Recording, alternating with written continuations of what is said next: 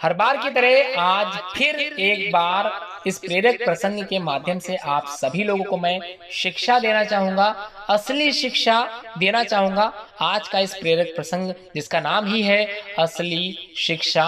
जी हाँ, मैं उमेश पांडे आप सभी लोगों का अपने इस YouTube चैनल जिसका नाम है यूबिन्स क्लासेस में स्वागत करता हूं। आप लोग इतना समय देते हो जिसका आप लोगों के लिए बहुत बहुत धन्यवाद। चलिए समझ लेते हैं असली शिक्षा का महत्व, असली शिक्षा का अर्थ। एक बड़ी सी गाड़ी आकर बाजार में रुकी और आप लोग जानते ही हैं बाजार आप लोगों ने देखा ही होगा। एक बड़ी सी गाड़ी आकर बाजार में रुकी, कार में ही मोबाइल से बातें करते हुए महिला ने अपनी बच्ची से कहा, जा उस बुढ़िया से पूछ सब्जी कैसी दी, जा उस बुढ़िया से पूछ सब्जी कैसी दी। बच्ची कार से उतरते ही, अरे बुढ़िया ये सब्जी कैसी दी, अरे बुढ़िया ये सब्जी कैसी दी। इस प्रकार उस बच्ची ने उस सब्जी वाली से पूछा कि अरे बुढ़िया ये सब्जी कैसी दी। 40 रुपए किलो बेबी जी, 40 रुपए किलो। ऐसा उस बुढ़िया ने, जो उस लड़की ने उस बुढ़िया से पूछा था, इस प्रकार उसने जवाब दिया। सब्जी लेते ही उस बच्ची ने 100 रुपए का नोट उस सब्जी वाली को फेंक कर दिया और आकर कार पर बैठ गई। कार जाने लगी, तभी अचानक किसी ने कार के शीशे पर दस्तक दी। एक छोटी सी बच्ची जो हाथ में 60 रुपए लेकर कार में बैठी उस औरत को देखते हुए बोलती है, आंटी ये आपके सब्जी के बचे 60 रुपए हैं, आपकी बेटी भूल आई है। कार में बैठी औरत ने कहा, तुम रख लो इसको, तुम रख लो। उस बच्ची ने बड़ी ही मीठी और सभ्यता से कहा, नहीं आंटी ये हमारे जितने पैसे बनते थे हमने ले लिए हैं, हम इसे नहीं रख सकते। मैं आपकी आभारी हूँ, आप हमारी दुकान पर आए हैं और आशा करती हूँ सब्जी आपको अच्छी लगे, जिससे आप हमारे ही दुकान पर हमेशा आए। और उस लड़की ने हाथ जोड़े और अपनी दुकान लौट गई। कितनी बड़ी बात कही, कितनी अच्छी कहानी थी। अच्छी समझ में आ रही होगी आप लोगों को। एक बार फिर से इस कहानी को मैं दोहरा देता हूँ, बहुत ही अच्छे शब्दों का इस्तेमाल किया गया है इस कहानी में। एक बड़ी सी गाड़ी आकर बाजार में रुकती है, कार में ही मोबाइल से बातें करते हुए महिला ने अपनी बच्ची से कहा, महिला ने अपनी ही बच्ची से कहा, जा उस बुढ़िया के पास जा और पूछ सब्जी कैसी दी, जा उस बुढ़िया के पास जा और पूछ सब्जी कैसी दी। बच्ची उतरती है कार से और पूछती है सब्जी वाली से, ए बुढ़िया सब्जी कैसी थी, ए बुढ़िया सब्जी कैसी दी। इस प्रकार उसके वचन सुनकर बुढ़िया बोलती है, 40 रुपए किलो बेबी जी, 40 रुपए किलो।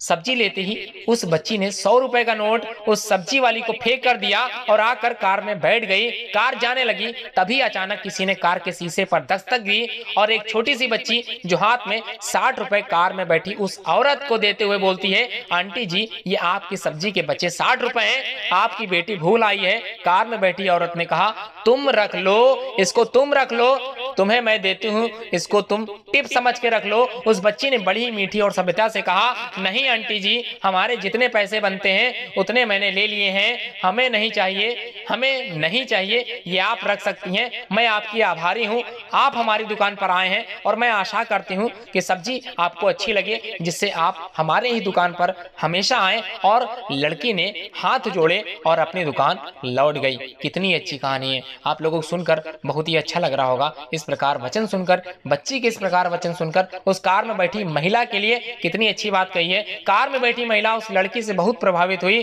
और कार से उतरकर फिर सब्जी की दुकान पर जाने लगी। जैसे ही वहां पास गई, सब्जी वाली अपनी बच्ची से पूछते हुए, तुमने तमीज से बात की ना, कोई शिकायत का मौका तो नहीं दिया ना, ऐसा पूछ रही है।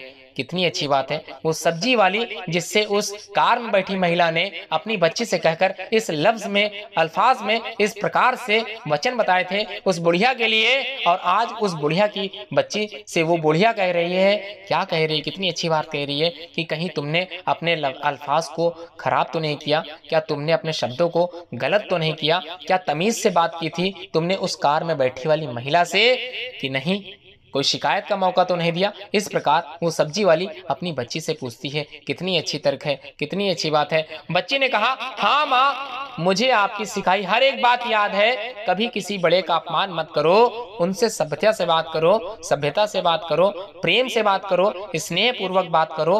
कभी भी उनको ऐसे शब्दों से बिल्कुल भी ओत-प्रोत मत करो जिससे उनको खराब लगे, उन्हें परेशानी हो। उनकी कद्र करो, क्योंकि बड़े बुजुर्ग बड़े ही होते हैं। मुझे आपकी सारी बातें याद हैं। हे मेरी माँ, मुझे आपकी सारी बातें याद हैं और मैं सदैव इन बातों का स्मरण रखूंगी। हमेशा आपकी बातें मैं अपने दिमाग में रखूंगी। हमेशा आपकी बातें मैं अपनी शिक्षा में अपने पास हमेशा रखूंगी। बच्ची ने फिर कहा, अच्छा माँ, अब मैं स्कूल चलती हूँ। अच्छा माँ, अब मैं स्कूल चलती हूँ। शाम में स्कूल से छुट्टी होते ही दुकान पर आ जाऊंगी। शाम को स्कूल से छुट्टी होते ही मैं दुकान पर आ जाऊंगी और मैं विनम्रता से ही सभी अपने जितने भी जो मुझे सुन रहे हैं, मैं सभी से इसी प्रकार से आशा करता हूं कि आप लोग भी विनम्रता के साथ ही अपने साथ, अपने साथी, अपने शिक्षक, अपने आसपास सभी अड़ोस पड़ोस से इसी प्रकार की ही शिष्टता से ही बात करेंगे। शिक्षा आपकी दिखाई देनी चाहिए, शिक्षा आपकी पता चलनी चाहिए, आपकी बोली से, आपकी विनम्रता से, आपकी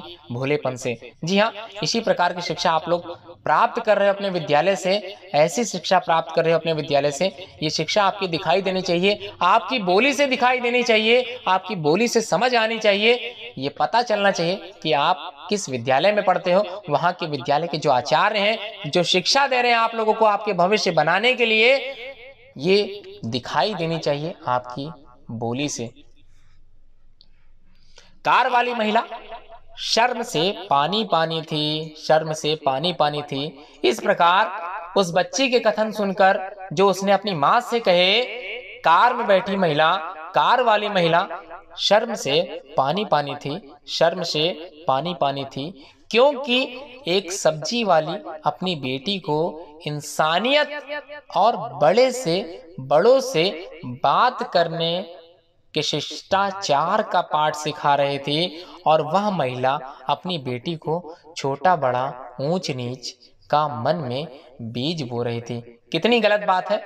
मैं निवेदन करूंगा आप सभी लोगों से जो मेरी इस वीडियो को देख रहे हैं, आप भविष्य में इस प्रकार से अपने जो आपके संतानें होंगी उनको इस प्रकार की शिक्षा दीजिएगा कि वो भी किसी को शिक्षा देने लायक बन पाए, किसी को शिक्षा देने में सक्षम हो पाए। बिल्कुल जिस प्रकार इस कहानी में बात कही गई, इस प्रकार आप लोगों को जो शिक्षा मिलती है इस कहानी से, उस शिक्षा को मैं बता देता हूं। कितनी अच्छी कहानी थी, कितना अच्छा प्रेरक प्रसंग था।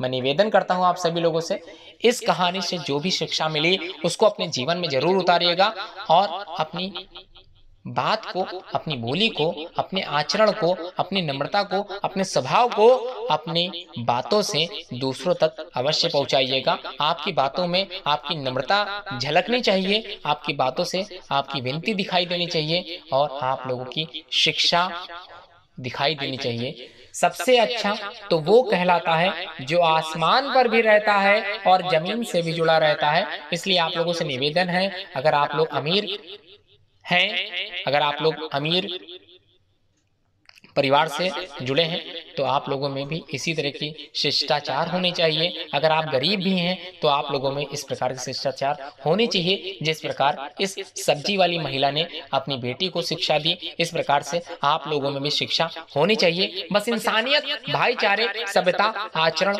वाणी में मिठास, सबकी इज्जत करने की जो सीख दीजिए अपने बच्चों को दीजिए, क्योंकि अब बस यही पढ़ाई है जो आने वाले समय में बहुत ही ज्यादा मुश्किल होगी।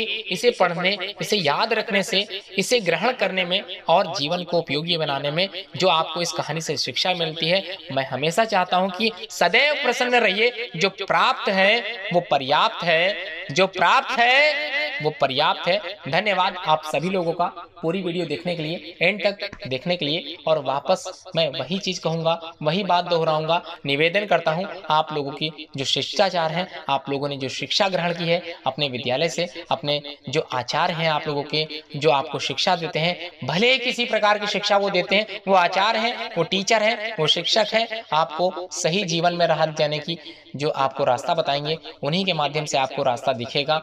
उनका सम्मान कीजिए। धन्यवाद।